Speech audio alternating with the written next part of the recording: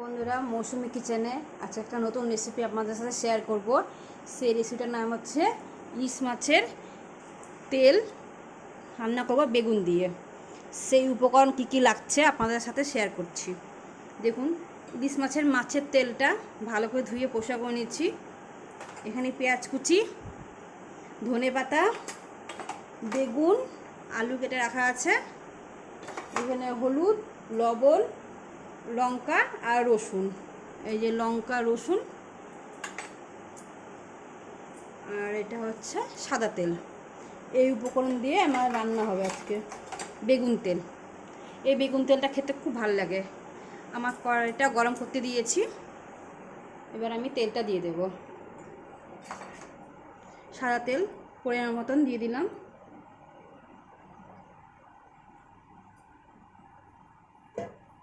তেলটা আমার গরম হয়ে গেছে, এবার আমি পেঁয়াজ কুচিটা দিয়ে দিচ্ছি তেলে। পেঁয়াজটা লাল হোক ততক্ষণে আমি লঙ্কা আর রসুনটা পেস্ট করে নিই।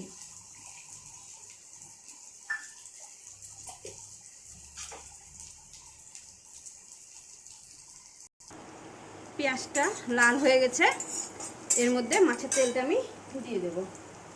এই যে মাছের তেলটা আমি দিয়ে দিচ্ছি। মাছের তেলটা দিয়ে একটু নাড়াচাড়া করে নেব।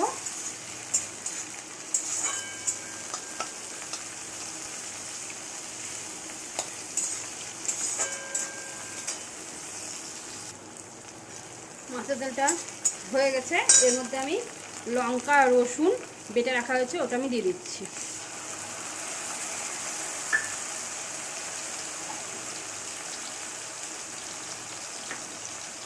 পরিমাণ মতন লবণ দিয়ে দিলাম। পরিমাণ মতন হলুদ আমি দিয়ে দিচ্ছি। এটা ভালো করে কষে নিতে হবে।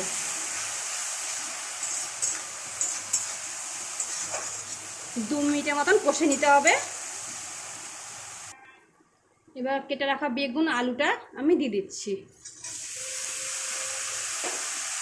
এটা একটু ভালো করে কষে নিতে হবে। এটা নেড়ে চেড়ে আমি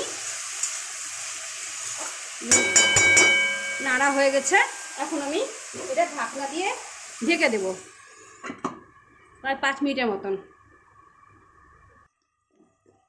এবার ঢাকনা তুলে দেখি কত দূর হয়েছে।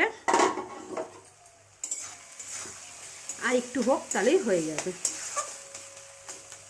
দেখুন দেখতে কত সুন্দর হয়েছে। একটু ঢেকে দিলাম। এবার ঢাকা নামিয়ে আমি দেখে নিই কত দূর হয়েছে। দেখুন পুরো সুন্দর কালারটাও হয়েছে। এই তেলটা তরকারি খেতে খুবই ভালো লাগে। মাছের তেল, যে কোনো মাছের তেল বেগুন দিয়ে রান্না করলে খুব ভালো লাগবে। এবার আমি ধনে পাতাটা দিয়ে দিচ্ছি।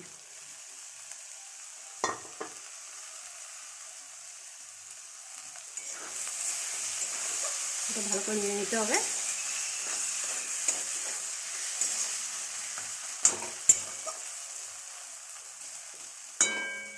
দু মিনিটের মতন একটু ঢেকে দিই, ধনে পাতা নরম হয়ে যাবে, তারপর নামিয়ে নেব। এবার ঢাকা নামিয়ে দেখি এটা হয়ে গেছে।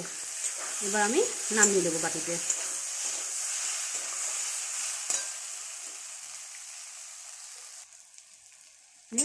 হয়ে গেছে, এবার এটা আমি নামিয়ে নিচ্ছি বাটিতে।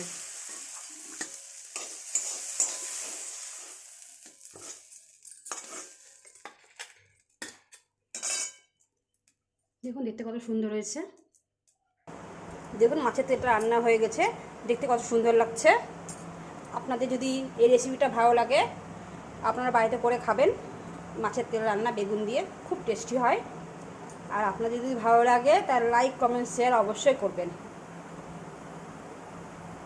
খুব টেস্টি লাগে ভাতের সাথে খেতে।